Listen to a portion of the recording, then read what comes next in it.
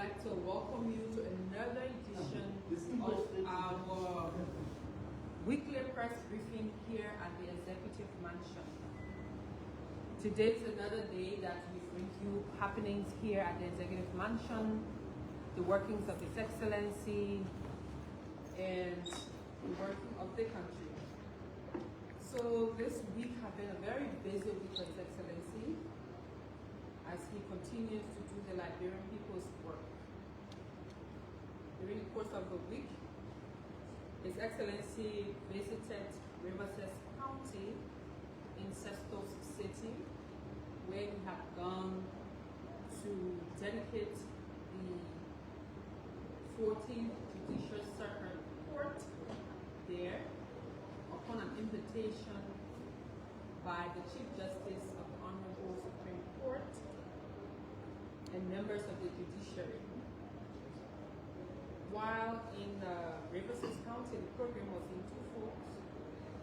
He dedicated the facility and he also participated in official court opening because as part of the program, or the program coincided with the opening of the court, and he attended on Monday.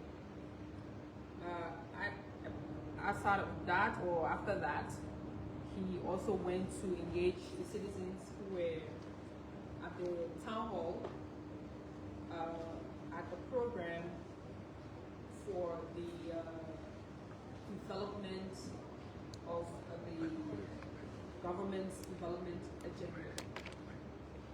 Also, during the course of the week, as he continues to meet different segments of the population, but more so partners in showing that we have a very good country.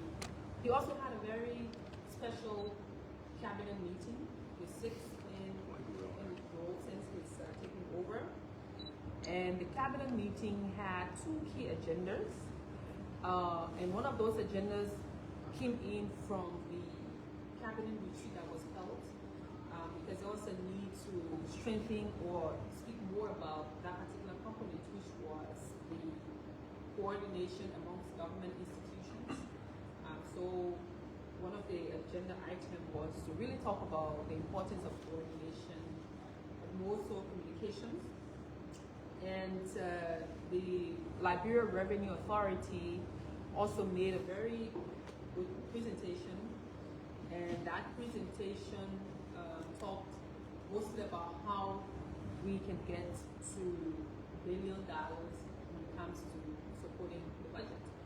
And so there were a number of conversations happening along those lines, and the president was very interested in getting more details on what needs to happen. Because yes, earlier on during the course of this few months, you heard of, in fact, during the cabinet retreat, you heard the LRA presentation, particularly talking about the possibility of raising up to $1 billion or even more. So yesterday's cabinet meeting was to come and speak in detail about how, and then some of the issues that were talked about specifically was in terms of streamlining certain things, and it's not going to happen easily.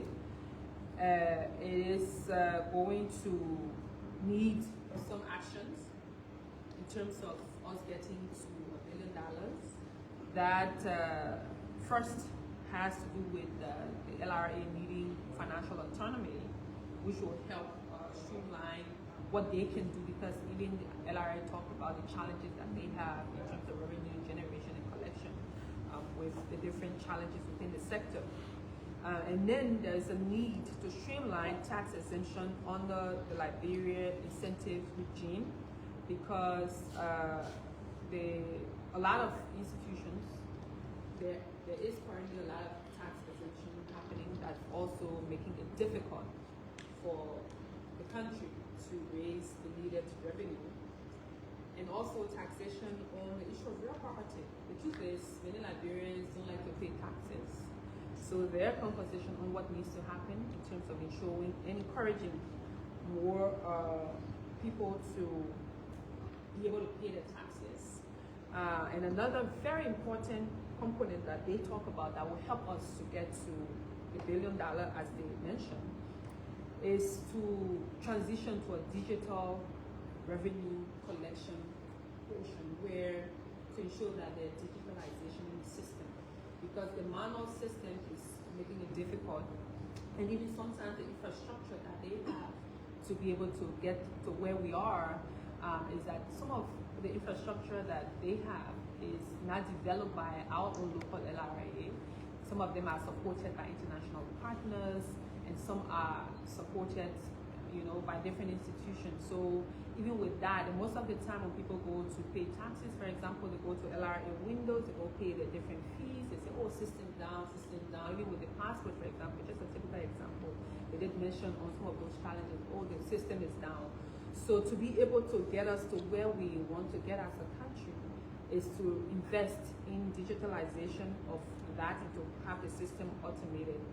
So this is something that the president and team have decided, the president particularly, to have the economic management team take all of the recommendations from the LRA as presented at the cabinet meeting yesterday to the economic management team, and they will review and brief the president on those specific actions that needed to be taken. And then there are also some areas that have judicial actions, that some judicial actions need to be taken.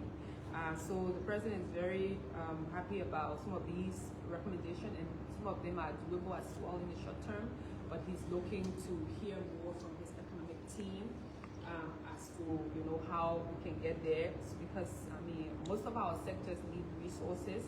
We can only we can only spend, or we can only be able to help fix sectors or develop sectors with the resources when they're available. So yes, the cabinet meeting ended with those things, and then there was a general presentation by the security team. Also, he's continuing to engage, and this later on today, he's going to be having a meeting with the leadership of the House of Representatives of the National Legislature.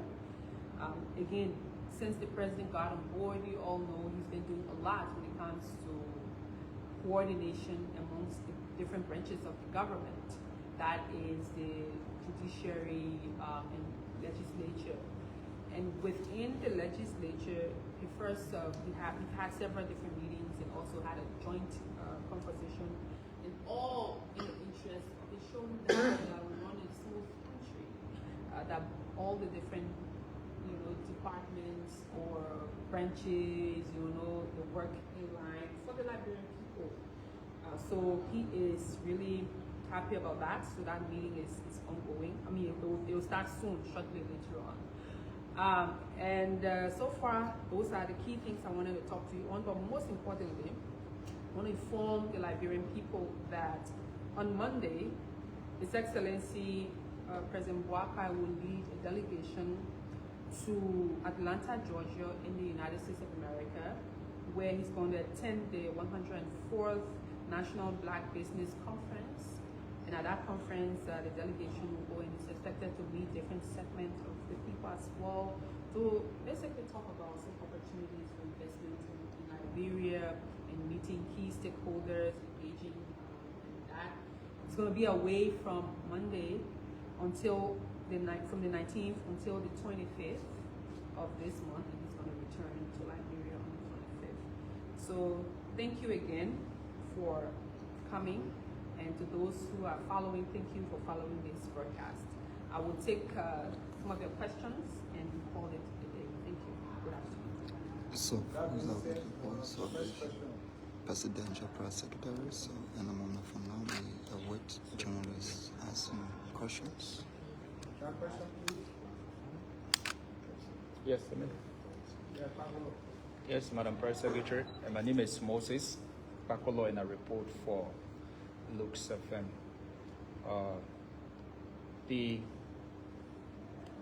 That's Councillor Jonathan Massaquet, we understand, has been sacked, if I should put it.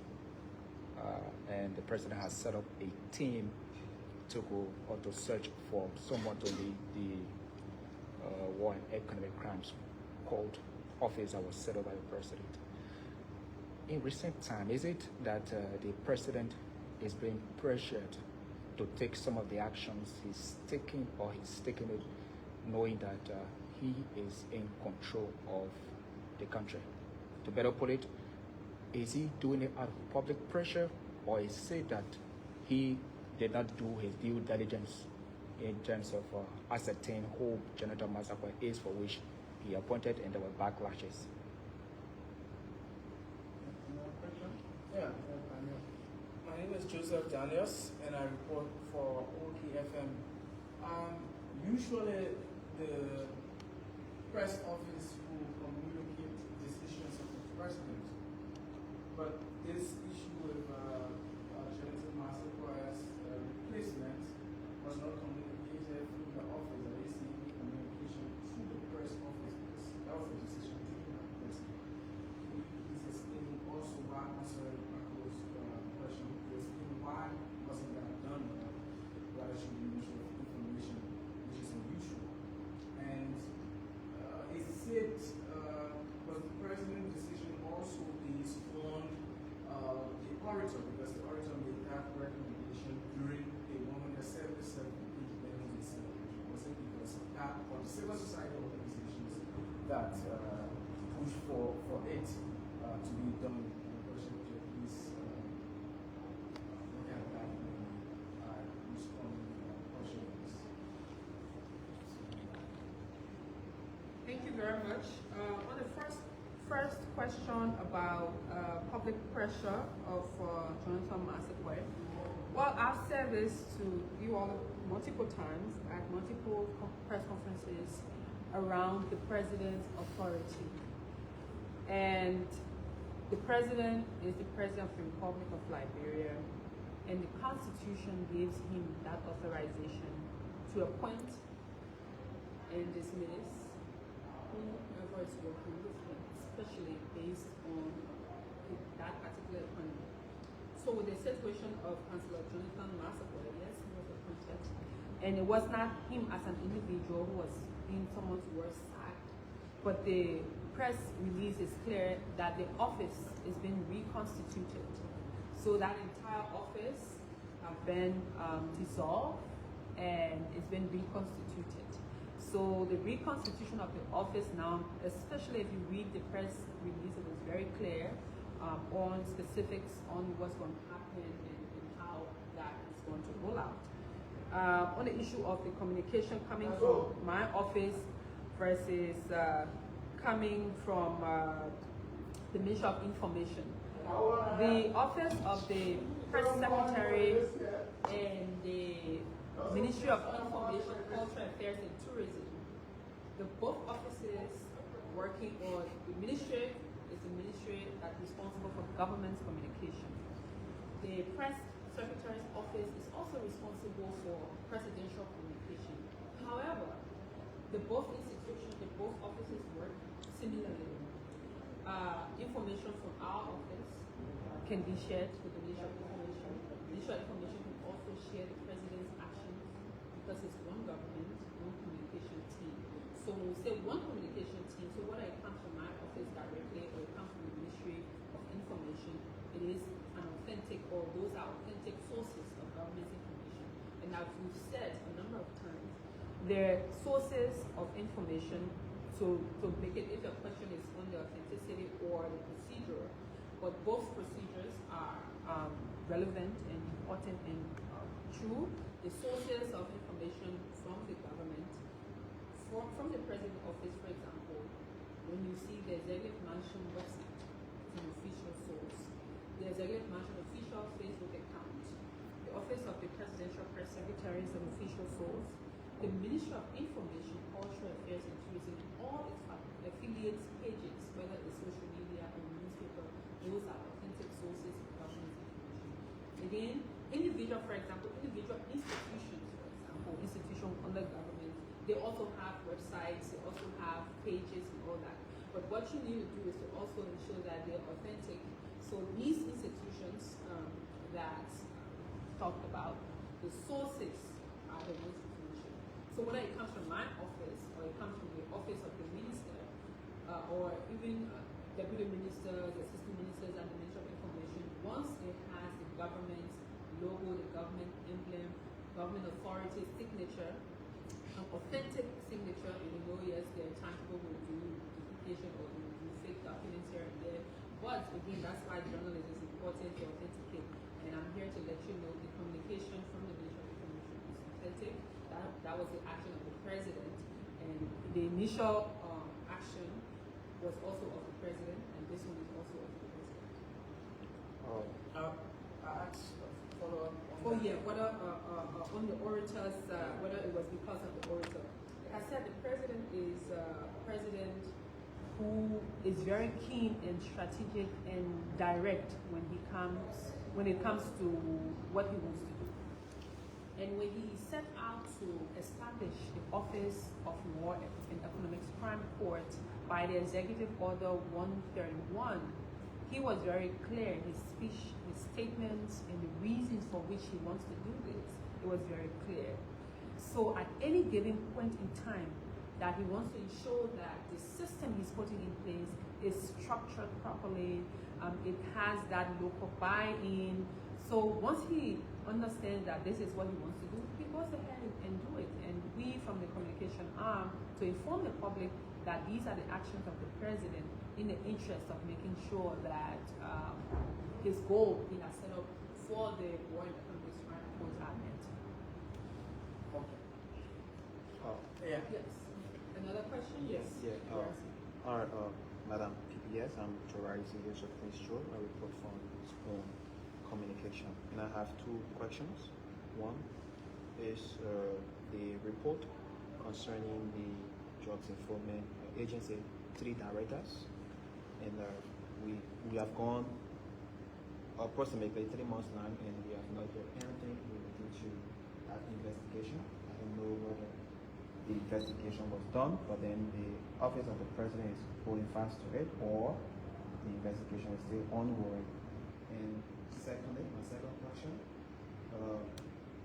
this money in the Sarah report was published pertaining to your office about an alleged corruption something. Can you make a remark on that so that the public can have clarity from your part? Yes, Moses again. Still with Councillor Massacre's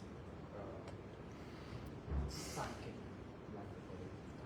Does the president, or do we expect to see a new mandate coming with the committee that is being set up?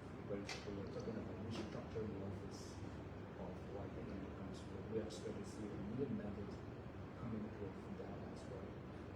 And also, there are reports that the deputy governor of the central bank, PSA, there have been negotiations from the executive national disaster headed by the president to allegedly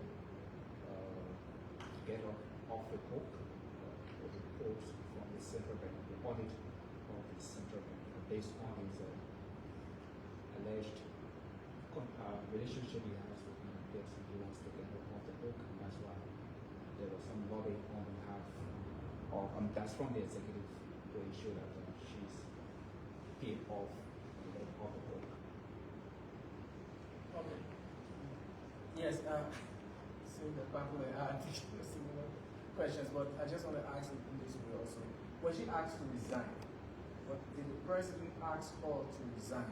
And is there any benefit for her resigning? Because this is coming in the middle of an investigation at the CBL.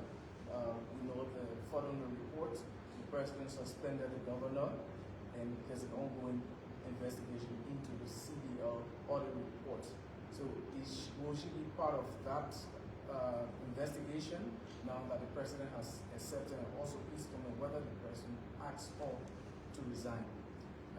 My last question would be, the Liberia Anti-Corruption Commission, you disclosed last week that the LCC submitted its report to the president's office. How soon will we see any action? There was a cabinet retreat yesterday. President, I didn't hear him talking about it. is there any upcoming action from the president on the LSCC reported? So how long will it take? Thank you very much. For those, if there are any questions, please ask. If not, we'll continue on this. So to your question on the LDEA, absolutely, like I told you last week, the president have received the report, and he's also reviewing the report. His legal team did an advising on it as well, but he's also taking his time to get, because for him, as you all know, when the president took office, the issue of drugs abuse, was key. He even went ahead to take the drug test himself. He's been doing a lot of work with the Ministry of Health, the committee that is set up, chaired by the Minister of Health.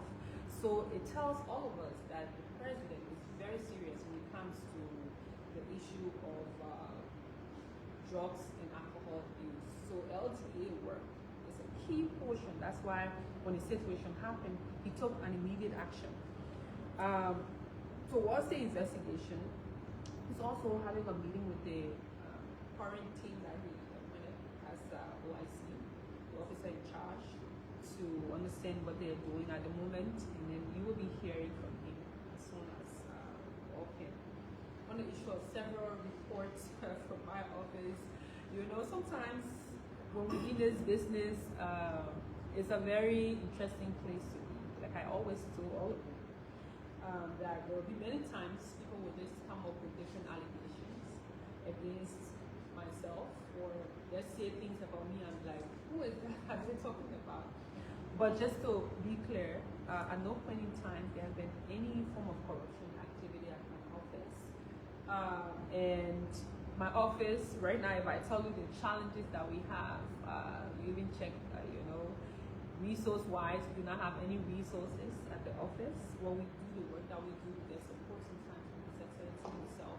It's been a really challenging time, even with equipment, with the budget year. It was a very challenging budget year, even with the current situation. So most of the work that we do is the passion that is taking us, and at no point in time have we gotten ourselves involved into any act of corruption whatsoever. So the reporter who did the story, you all know you have all access to our office. You can come and ask specific questions. But I can tell you free that what we've been able to do for the short time we've gotten here, we're putting systems, we're putting some workings, especially working with the press corps to see how we can help support the work that you all do, despite you all are independent journalists. But we do our best to help with what we can from the standpoint of building capacities and giving you all opportunities and finding other support that we can do. So we'll continue to do our work. For us, sometimes when we read some of these headlines, we just laugh about it. And because there's not any form of truth in it, there's no iota of truth in any of those. And since we started work, all of the spaces that we've worked in, not a day you will hear someone has something to say. And we've done, despite of our work, we've had an opportunity to work quite a bit in many different sectors in formal institutions that we serve, So for us, those are just part of what we do. And sometimes people really try to put all these headlines to get under your skin, but sometimes I just look at them and continue my work. I'm not easily distracted, so I have to, focus on the work ahead. But we'll just encourage all of you. Like I've said to you most of the time that for us, we're not asking for any special favors. We're not asking you to pardon us, but we're asking you to just go by the basic ethics of journalism, reporting the facts, reporting the accuracy, and showing that it's balanced. To just assume and create a story or stories on someone without even having a conversation or not even understanding what's going on, whether there's even some form of iota of truth in it, that is unethical journalism. And we encourage media institutions to continue to practice ethical journalism so that when people reading the papers, they understand that yes, these institutions, or even if they're listening to your different reports, they know that you all are doing your best to even get the different side of the story. So I will leave that. So on the issue of a new mandate, so as you know, when the president did sign the executive order, the executive order is the mandate for the office. This action that he's taken, the action is specifically for that. So the action and the routine that will come will be implementing the executive order. So the mandate with the team will be the executive order. There is a question about trying to get off the hook on CBL. The president, when he got into office, even before, he consistently talked about showing integrity in the system, in the governance system. He met a number of audit reports, and he also requested some audits to be done, because he always said, it's not because I just want to audit, but it's important when you're coming in a new space to be able to know what you're meeting. And those audit reports show a lot of things that were happening. Even, I'm sure you saw the news, you saw the papers today about some people were intending to siphon some public resources from the same Central Bank of Liberia. So the action of the president is very clear. And at no time did the president or the office of the president ask that someone should be pardoned, or the negotiating to be pardoned. Someone or one of the deputies, she decided to resign and tentatively her resignation. The president did receive her resignation. I thank her, because I hear a lot of people saying, oh, the president thanked her, meaning when you tell somebody thank you, that means you are letting them off the hook. But that's not the case. I mean, the case is that an investigation to CBO was done, and the current team, especially the CBO head, was suspended pending the outcome of the ongoing investigation. So an institution is not just one individual.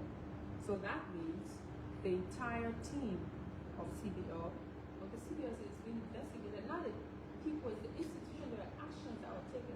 So whoever is found liable to any of those issues that happened, the corruption issue, they will be dealt with according to the law. It doesn't negate the fact that someone resigned, and it doesn't mean when someone resigned and someone accepted the resignation, they're off the hook.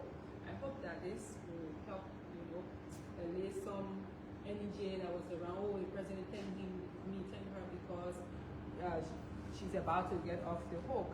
On the question of whether she's been pardoned, no, it's not the case. The investigation, like I said, is happening.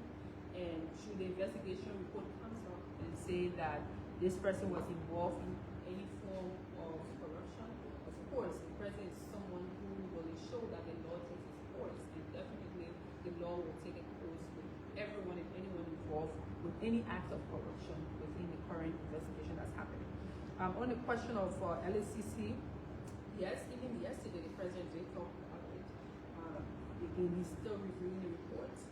Interestingly, he was even having a meeting with the members of the legislature, because the LACC report did not just mention just the executive, is both the judiciary and the legislature. So you want to ensure that actions, if you want to put in some actions, there will be, some understanding that everyone else should understand this. So yes, he's reviewing the report, and when he concludes and takes specific actions, you all will be informed about those actions. I think I've covered all of your key questions, or all of your questions, except anyone from journalists who just raining, but if not, we want to say thank you for coming. Yes. Can I just ask you one question? Yes, please. Okay, so the president is about to travel to America on a business tour. What do we expect? All right, the president is traveling. I just talked to you all about the president traveling to Atlanta, Georgia, the United States of America, and he's going to attend the Black Business Conference. And the business conference will help to also showcase what Liberia has. And thank you for bringing that question up. I was just going to let all of you know that, remember I did show you guys this magazine we did before. So one of the reasons why the president will be going there is to tell the world or the people attending the forum what Liberia has. So here, you know, Liberia, the arrest agenda that the president have talked about many times, what he intends to undertake, you see, on the agriculture here. So the president will be showcasing the different sector, economy, tourism, education, and, you know, a lot of other areas under the arrest agenda, with the hope that attracting investment. In fact, you all know very recently we talked about it last week of the business summit that happened here, the National Investment Conference that happened here. And in fact, some of those people who were attending the conference last week, they were also from Atlanta, Georgia. And the president will be meeting some of them as a follow-up and see what specific investment opportunities are there for Liberia. And that will be our hope that we can achieve some of these things, because his last visits to Korea, there, you know, a lot of things happening with that. There are a couple of meetings have happened, Koreans have come. So, I mean, our president is very upbeat about what he wants to do. And these summits, especially when it comes to business summits across the globe, and you will see him going to others shortly upon his return, is to also showcase Liberia, because for him, he believes that it is through the investment in, you know, the private sector investment that will really help the economy, because the pressure is on public sector for jobs and other places, and most developed countries, even the West, they thrive on the private sector. So when everybody or majority of the people are employed with the private sector, you have, you know, less people wanting to just be all in the place and not doing anything. So for him, the interest is to, you know, chip in and tell the world what Liberia has, how beautiful our country is, and what we can do to make this place a great country. So thank you all, and I hope you enjoy your Friday. It's a Friday for everybody. So thank you very much, and have a wonderful day. So first, thank you very much. That was the voice of the Presidential Press Secretary, Roland Fofana. So next week, anytime, Friday, we will be back here for another update after the returns of the President on Monday, on the 25th, as per nation. Thank you very much.